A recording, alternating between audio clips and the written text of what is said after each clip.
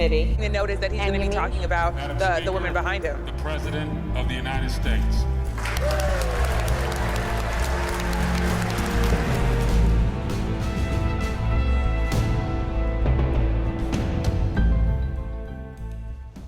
Hello everybody, today we're back to another video.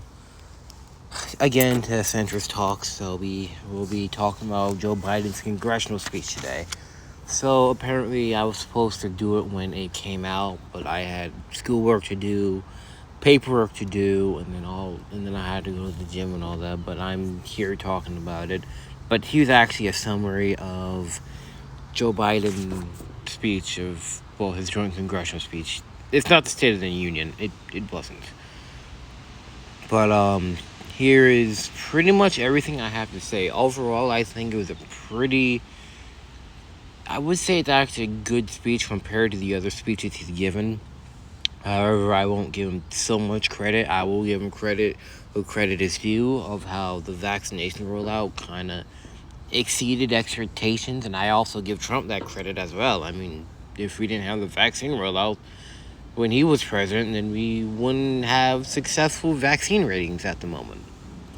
Second of all, infrastructure, The infrastructure deal that he's planning to propose is actually a really good idea. However, I kind of think that we should up the spending a little bit to maybe $2 trillion instead of the amount that he's proposing now. But that's my theory, because our infrastructure gets a rate of a D-. I think of a D-, but I might be wrong. I really have to check on the stats on that. But anyways, what he's planning to propose is that he's trying to propose a new climate deal. I have no problem with the climate deal at all. I think it's actually a good idea that he's doing this. However, it's going to take some time because we need an actual plan and a solution on how to solve the climate crisis that we actually have in like the whole entire world. Because America's not only at fault, it's also China, India, the other countries, big, small countries that are contributing to this climate crisis. So there's that, for one. And the other thing that he also did talk about, the other thing I didn't like about that he did talk about is how we have to compete with China.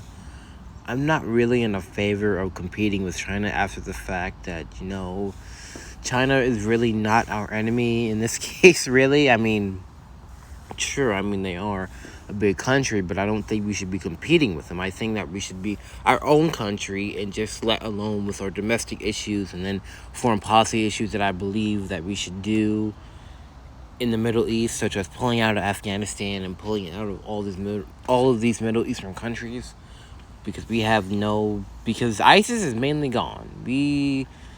Our coalition has pretty much wiped them out. And if we do go out in Afghanistan, I guess you could say that they will destabilize the region, but that's not our problem. That's not America's problem. That's Afghanistan's problem. Meaning that we shouldn't be in there in the first place. We've been in there for 20 years. And we've kind of accomplished nothing except with people from the Middle East hating us because we bombed their countries and looted their countries. And yes, I use looted in the sentence that is pretty topical right now. With that being said, I believe that Joe Biden probably might do some gun regulations. It might come to the sense that maybe he might want to ban high-capacity magazines, which honestly there's a big flip and forward with that in that conversation of how it's a good thing and it's a bad thing. The good thing about it is that mainly that I do agree that we shouldn't have high-capacity magazines, but that also goes into the case of that, does it violate the people's, not First Amendment rights, their Second Amendment rights, which, for me, I'm in favor and not in favor. It's just me, because I'm trying to stay in the middle of the situation at hand. But in my opinion, I don't think we should take people's high-capacity magazines away. I kind of think it does violate somebody's Second Amendment. Therefore, after that speech was over, I kind of was looking over Tim Scott's response and everybody's response on Twitter. Oh boy, man, does Twitter really love to entertain? No, but Tim Scott's was it was okay. I mean, it wasn't like the best thing. He did kind of go on the lefty straw man and how, like, oh, socialism, and how I was called the N-word and progressives, and yeah. I don't want to be mean, Tim Scott, I don't want to be mean in general, but that's politics. I'm sorry. But mainly you're going to get a lot of people that's being called to do that. And it's kind of funny how he doesn't also call out his party, well, people of his supporter party, I would say, that the Republicans would also call people that are, like, who have different opinions, socialist or Marxist or anti-American. So I kind of find it weird he didn't point that out, of people who are actually progressive. But, that's Tim Scott. But I think Tim Scott's speech was okay. I didn't think it was the best response. Fairly enough, I was on Fox News listening to it. I wasn't planning on going to Fox News, but I did, and seemingly Fox News was kind of a lot better towards him than I've seen before, which honestly was weird. And then you got the straw man of who's going to pay for it. You got the deficit Republicans saying, oh my God, the deficit. Oh my God, the deficit. It kind of gets annoying after the fact that we spent a lot of money and our debt and deficit has gone up under Trump. Now, I'm not saying that any president is perfect. I'm not. But I'm tired of the straw man and all the crap that Republicans suddenly care about the debt and deficit and how they ask how we're going to pay for it.